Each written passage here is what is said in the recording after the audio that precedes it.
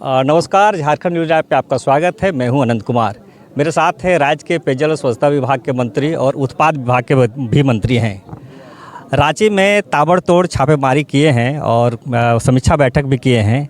अभी तक क्या क्या निकला है? देखिए, एक्साइज डिपार्टमेंट का अगर खास करके हम बात करें आपसे, कई शिकायतें लगातार ज्वाइन करने हम जज विभाग ज्वाइन किए थे, उसके बाद कई शिकायतें लगातार मिल रही थी।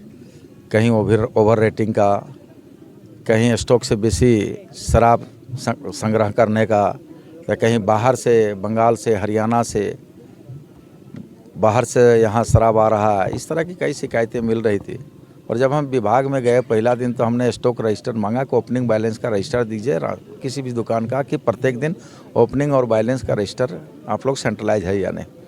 तो विभाग देने में असमर्थता जाहिर की तो निश्चित तौर पर हमको शक हुआ और हमें एक नज़दीकी दुकान पर गया और जाकर के उसमें औचक निरीक्षण किया। निरीक्षण के क्रम में पाया कि प्रॉपर वे में जो स्टॉक मेंटेन होना चाहिए वो नहीं हुआ था। उसमें हम शोकॉज भी किए हैं, असिस्टेंट एक्साइज कमिश्नर को, वरीय पदाधिकारियों को शोकॉज भी किए हैं।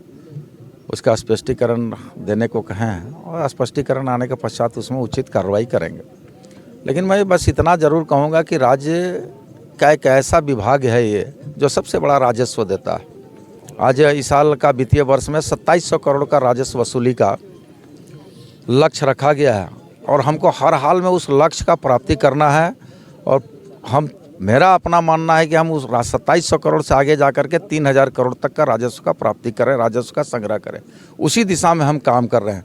और कई हम आपको बता देना चाहते हैं कि अभी हेडक्वार्टर लेवल का एक हम हाई लेवल टीम गठित किए हैं कि पूरे राज्य में कहीं से भी कोई सूचना मिलेगा और 24 घंटा वो मूवमेंट करने को तैयार रहेगा, रेड करने के लिए, उसको अलर्ट करने के लिए। और यह भी सुनिश्चित करना है कि कोई नकली शराब पी करके राज्य की जनता कोई नहीं किसी अकारण काल ग्रसित हो जाए, उसका भी ध्यान रखना है, राजस्व का भी ध्यान रखना है। तो निश्चित तौर पर इस तरह कई ज़रूरतें हैं, कई आवश्यकताएँ हैं बदलाव की, और वो बदलाव की दिशा में हम काम कर रहे हैं। झारखंड से बहुत सारा शराब बिहार चल जा रहा है, जो कई बार छापामारी भी बोकारो में भी हुआ है। उस पर क्या कार्रवाई होगा? नहीं, देखिए, अब इसको हम ऑफ रिकॉर्ड में कहें आपको, तो एक तरह से तो हमारा जा रहा है तो राजस्व, अगर बिहार जा रहा है तो राजस्व की प्राप्ति तो हो ही रहा है। लेकिन अगर डी माल या नकली माल जा रहा है तो निश्चित तौर पर ये बड़ा चिंता का विषय है कि अगर अवैध शराब जा रहा है तो चिंता का विषय। और अगर इस तरह की कहीं सूचना मिलेगी तो निश्चित तौर पर उस पर कार्रवाई की जाएगी। एक और आपके विभाग से अलग है, लेकिन चूँकि राज्य का मंत्री हैं, जो मैया सम्मान योजना का जो तिथि था वो धीरे धीरे बढ़ता चला जा रहा है। कब तक मान के चलें कि पेमेंट हो जाएगा? देखिए, इसको और नज़रियों से न देखा जाए। इसको नीतिगत निर्णय लेने में थोड़ा विलम्ब जरूर हुआ है, लेकिन आपकी संज्ञान, आपके माध्यम से हम राज्य की जनता को यह बता देना चाहते हैं कि संभवतः 28 तारीख को इसकी लॉन्चिंग होगी। चूँकि 1000 रुपया से 2500 रुपया किया गया था, 1500 रुपया का बढ़ोतरी हुआ था। तो निश्चित तौर पर कई तकनीकी पहलुओं को देखने के पश्चात थोड़ा विलम्ब जरूर हुआ है, लेकिन 28 तारीख को हमको लगता है कि डेट तय हुआ है और 28 तारीख को उसकी लॉन्चिंग होगी। और आप आश्वस्त रहिए, राज्य की सब मैया को हम कहेंगे कि 2500 रुपया टकाटक मिलने का जो वादा किए हैं माननीय मुख्यमंत्री जी, वो हर हाल में मिलेगा।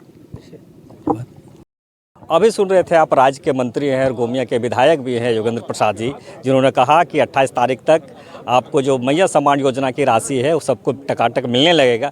दूसरा सबसे बड़ा सवाल था जो उनके अपने विभाग का था, उत्पाद विभाग का, जिसमें उन्होंने कहा कि जो 2700 करोड़ रुपया का उन्होंने लक्ष्य था उसको पूरा करेंगे और उसे आगे भी ले जाके रेवेन्यू को आगे बढ़ाएंगे और आने वाले वर्ष में उसका वो पूरा दिखता हुआ मिलेगा। उन्होंने यह भी कहा कि राज्य में सबसे बड़ा ज़्यादा जो रेवेन्यू देता है वह उनका ही विभाग से है, उसको वे सरकार के जो उन्होंने उन पर भरोसा जताया है उस पर खरा उतरने का वो प्रयास करेंगे। यही उन्होंने अपनी बातों को रखा है। आप देख रहे थे झारखंड न्यूज़ लाइव, मैं हूँ अनंत कुमार।